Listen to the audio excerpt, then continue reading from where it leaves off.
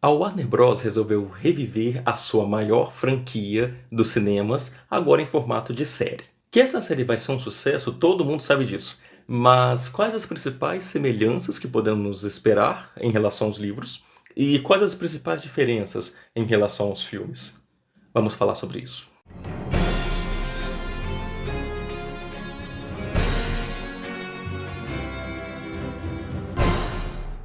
Depois do fracasso da franquia Animais Fantásticos, a Warner, ou o CEO dela, o David Zaslav, decidiu que eles precisavam de uma renovação de uma das sagas mais lucrativas da cultura pop.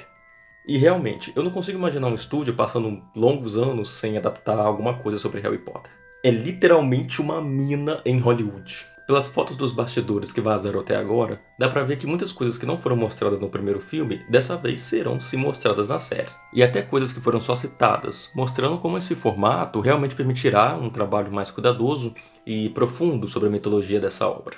Um exemplo são essas fotos que mostram alguns bruxos comemorando a queda de Voldemort. E a escalação do ator que vai interpretar o Ministro da Magia deve significar que ele vai fazer algum anúncio para a comunidade bruxa sobre isso. Ou seja, detalhes que ficaram apenas subentendidos até nos livros serão mostrados agora na série. Além disso, essas fotos de crianças fantasiadas para o Halloween indicam que já no primeiro episódio pode ser mostrado o momento em que o Voldemort vai na casa dos Potters para assassinar ele e a família. Esse momento, mais as cenas dos bruxos comemorando em várias partes da Europa, e com certeza a longa sequência do Dumbledore e a Minerva deixando o Harry bebê na casa dos Dursley, deve significar que esse primeiro episódio deve ser totalmente focado em enaltecer e evidenciar o quão grande foi esse evento para o mundo bruxo. Harry Potter é de fato o único que sobreviveu à maldição da morte, também sendo o responsável por derrotar o Lorde das Trevas e livrar a comunidade bruxa desse mal. Eu aposto que o título desse primeiro episódio vai ser O Menino que Sobreviveu. Essas outras imagens do Nicolau Flamel com a sua esposa Perenelle encontrando o Dumbledore devem trazer uma explicação melhor sobre a Pedra Filosofal.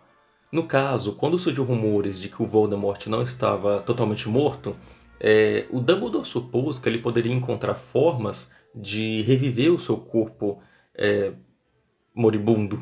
Uma dessas formas seria através da Pedra Filosofal, que estende a vida do portador longamente. O Nicolau Flamel vive há pelo menos 6 séculos. E nessa cena ele deve estar avisando ao criador da pedra que ele pretende retirar ela do cofre do Gringotts para transferir para Hogwarts, onde seria um lugar mais seguro. Lá na frente, o Harry tem um pensamento interessante sobre isso. Ele supõe que, se o Voldemort pegasse a pedra, ele não apenas se tornaria imortal, como ele também poderia ter o conhecimento mágico necessário para recriar a pedra.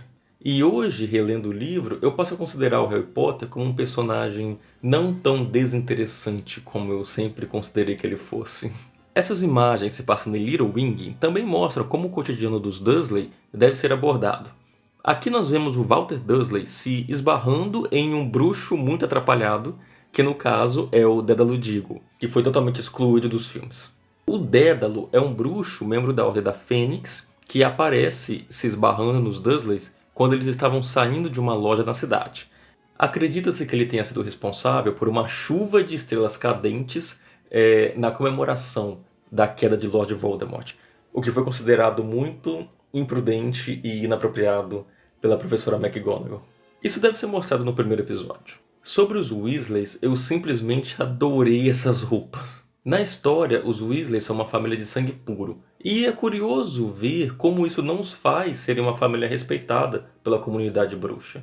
A exclusão pelo tipo do sangue me parece ser o maior preconceito que existe na comunidade bruxa, e apesar dos Weasleys terem sangue puros, ainda assim eles são considerados totalmente inferiores. E essa caracterização deles me faz pensar como a série está muito focada e atenta aos mínimos detalhes sobre vestimentas e o estilo visual dessa série, o que é muito importante para a franquia de Harry Potter.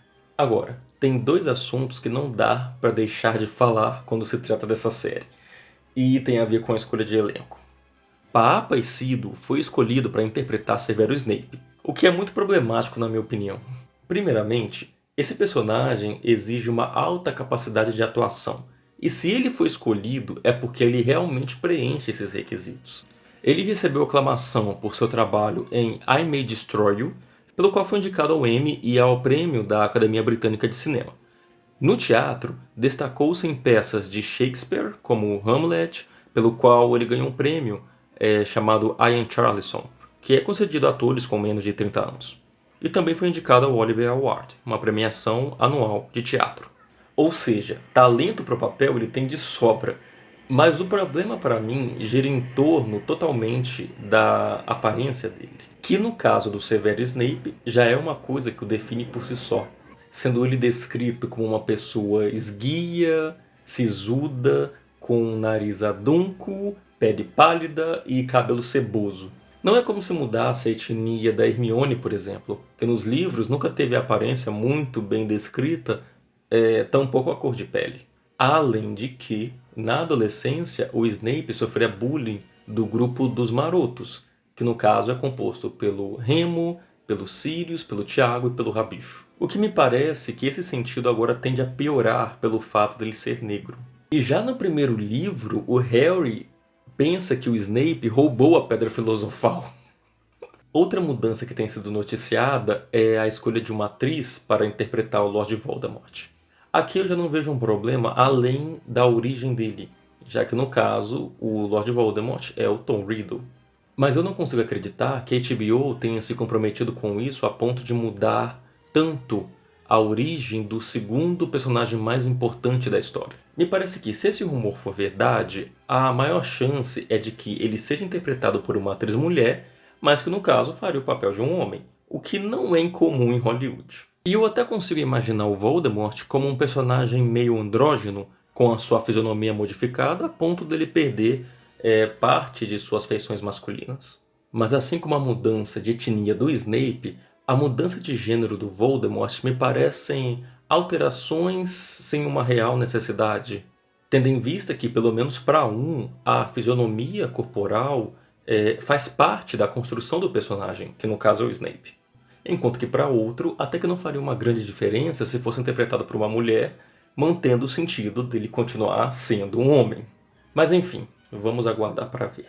Apesar dos filmes terem deixado grande parte de fora da adaptação, tipo 70% do que está no livro não foi mostrado no cinema, aqueles filmes ainda assim foram capazes de criar toda uma geração de fãs dessa saga que posteriormente se tornaram consumidoras dos livros, que também é o meu caso, já que eu pretendo ler todos os livros de volta para ver quais são as diferenças que vai ter deles para a série. E o efeito causado dos filmes vai se repetir.